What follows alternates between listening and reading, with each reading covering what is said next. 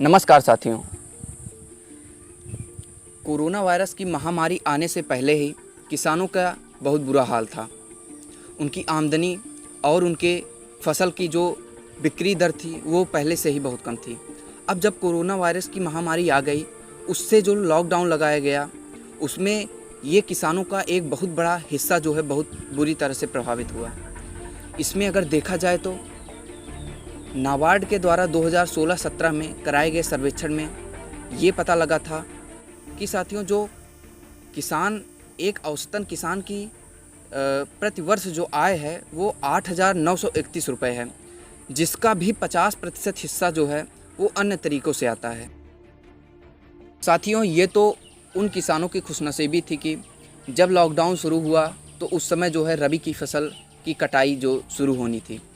उस समय दोस्तों गेहूं की फसल जो है अपने एकदम चरम पर पहुंची थी और किसानों की जो बिक्री थी उस पर बहुत ज़्यादा प्रभाव नहीं पड़ा था। दोस्तों जो उस समय जो गेहूं, सरसों, चना, मसूर इन सब की जो फसल थी उसकी जो कटाई, निराई, गुड़ाई ये सब भी था, उस समय बहुत ही ज़्यादा मुश्किल हो रहा था। लॉकडाउन का असर इस पर काफ़ी साफ तरीके से दिख रहा था।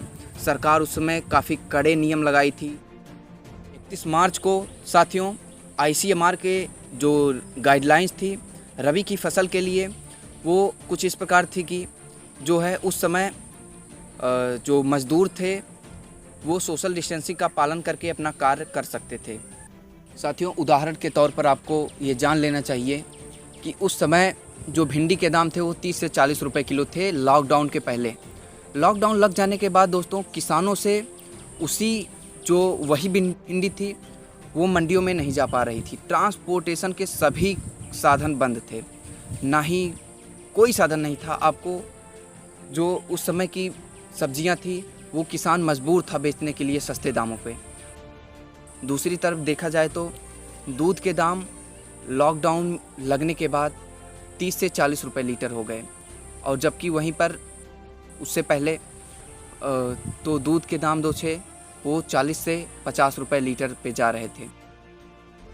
साथियों हालांकि इन सभी से सबसे ज़्यादा जो प्रभावित वर्ग है वो किसान ही है। क्योंकि लॉकडाउन लगने के बाद जो मंडियां और बाज़ार थे वो बंद हो चुके थे और किसानों को कहीं से भी समर्थन नहीं मिल रहा था। जब हालत अच्छे थे, जब महामारी नहीं थी, तब भी किसानों की आमदनी कुछ खास नहीं थी। तब भी किसान अपने जीने खाने भर का ही कमा पाते थे। साथियों ये किसान कोरोना वायरस की महामारी को रोकने के लिए लगाए गए लॉकडाउन ख़त्म होने का इंतज़ार कर रहे हैं। धन्यवाद साथियों। यदि आपको इस जानकारी से तनिक भी सीख मिली हो तो आप हमारे चैनल को फॉलो कीजिए और लाइक कीजिए।